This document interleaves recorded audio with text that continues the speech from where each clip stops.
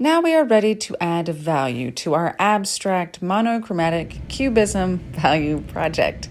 So this is an abstract artwork where we don't see any thing from reality. It is only line, shape, pattern, color, and texture. And this is a monochromatic artwork, so you are selecting only one color. Remember, monochromatic means all the tints and shades of one color. We are going to be adding value using colored pencil. So you are picking one color from your colored pencil box, and you are going to be filling in each shape with a gradual transition from dark to light. Remember, when creating value with pencil, we work from dark to light. It's the opposite with paint. We work light to dark. But with pencil, you're creating your darkest value first and then gradually allowing that value to get lighter and lighter by releasing the pressure on your pencil. So you are starting in one corner, and then you are working your way across your paper. You can see in this shape I have a total of 1, 2, 3, 4 values. So you need a minimum of 3. It's great if you can get 5, but you at least have to have 3 in each shape to successfully complete this art project.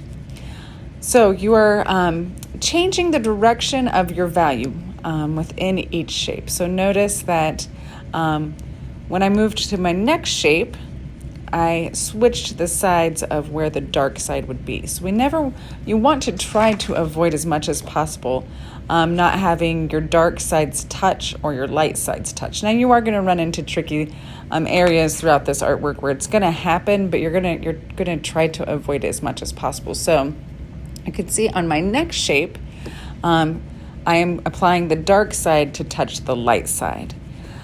So you're trying to avoid dark sides touching dark sides.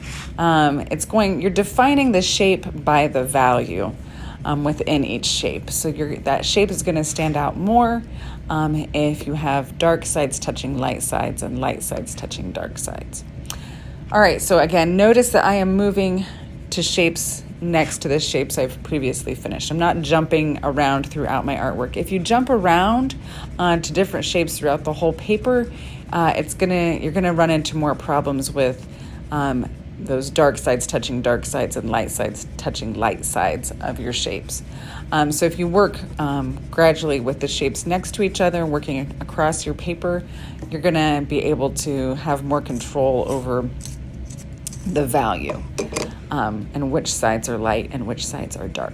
All right, also notice as I am applying value that my pencil strokes are moving in the same direction within the shape.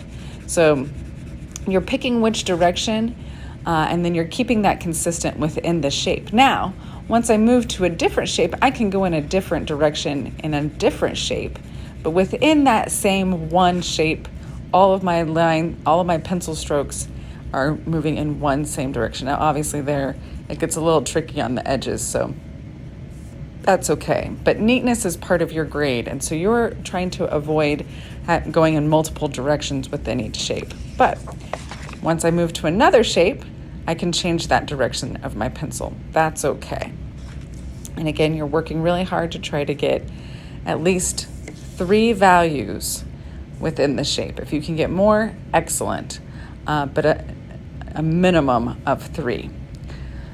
All right, so continue to work. I'm going to speed up this video, and then I will stop and pause and give suggestions as you go. This is a tedious process. It takes some time. Your hands are going to get tired. So I suggest working on this for 20 minutes, taking a break, coming back to it, working out for 20 minutes. It's going to take you approximately 2 hours to fill each shape on your entire paper with value.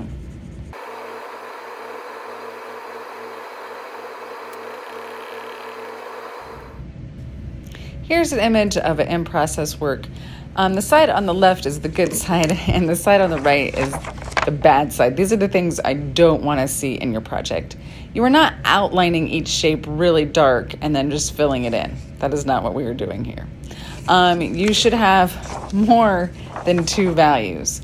Remember, we need 1, 2, 3 values in each section. If you can get 4, fantastic, but a minimum of 3.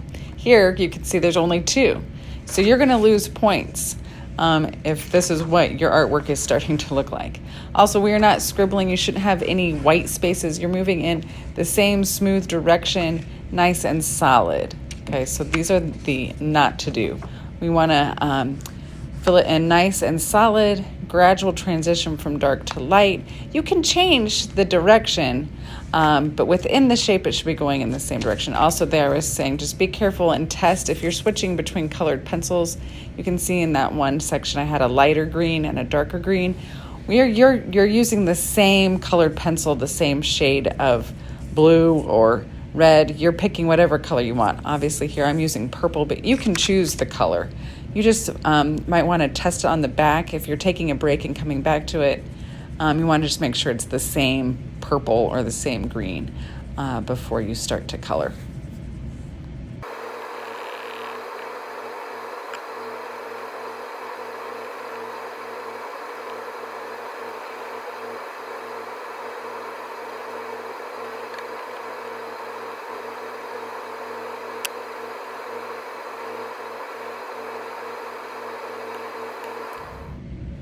Also, again, notice that I am not jumping around. I am moving from shapes that are next to each other to the next shape next to each other so that I know which side should be my dark side and which side should be my light side. I think in this example here, I was just showing that in front of this shape, there is light and dark sides. So this is one of those tricky situations where occasionally it's going to happen. You're going to have light sides touching light sides. That's okay. We just want to try to avoid it as much as possible. So when I'm looking at your completed artwork and grading it, I'm okay with a handful of them because there's a lot of shapes on your paper. But the majority of your shapes should be dark sides are touching light sides and light sides are touching dark. So just be aware of that.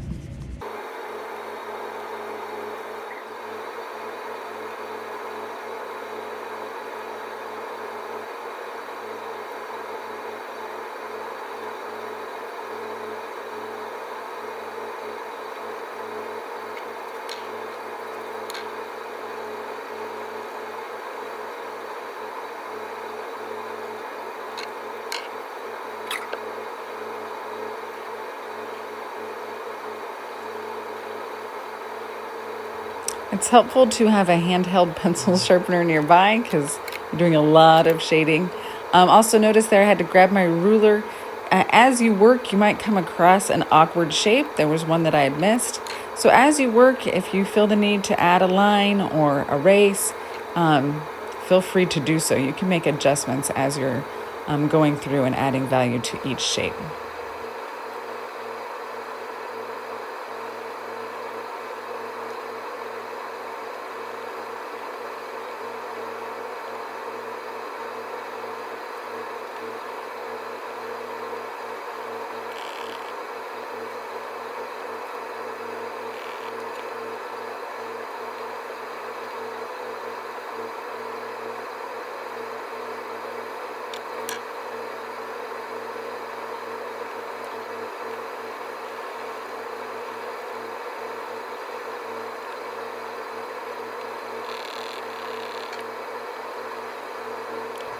All right, I hope you enjoyed creating this abstract cubism monochromatic artwork as you practiced multiple times creating value with shading and colored pencil. I can't wait to see your final artworks, and be sure to check out the grading criteria on Google Classroom so you know exactly what I'm looking for when grading this project. When you are finished, you are taking a picture of your artwork and uploading it to Google Classroom.